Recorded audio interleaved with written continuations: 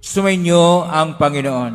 At sumaiyo rin. Ang mabuting balita ng Panginoon ayon kay San Lucas. Papuri sa iyo, Panginoon. Noong panahong yun, sinabi ni Jesus sa kanyang mga alagad, walang mabuting punong kahoy na namumunga ng masama, at walang masamang punong kahoy na namumunga ng mabuti.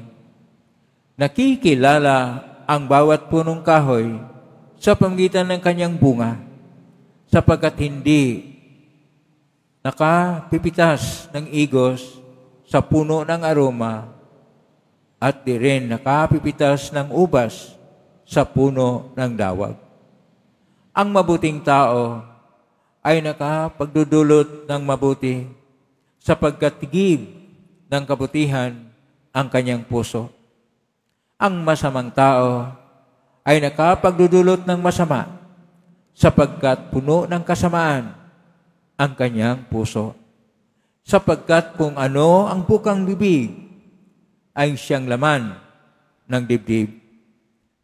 Tinatawag ninyo akong Panginoong Panginoon, ngunit hindi naman ninyo ginagawa ang sinasabi ko. Ipakikilala ko sa inyo kung kanino natutulad ang bawat lumapit sa akin, nakikinig ng aking mga salita at nagsasagawa ng mga ito. Katulad siya ng isang taong humukay ng malalim sa pundasyon bato, nagtayo ng bahay. Bumaha at ang tubig ay bumugso sa bahay na iyon, ngunit ni hindi natinag, sapagkat matatag ang nakakatayo.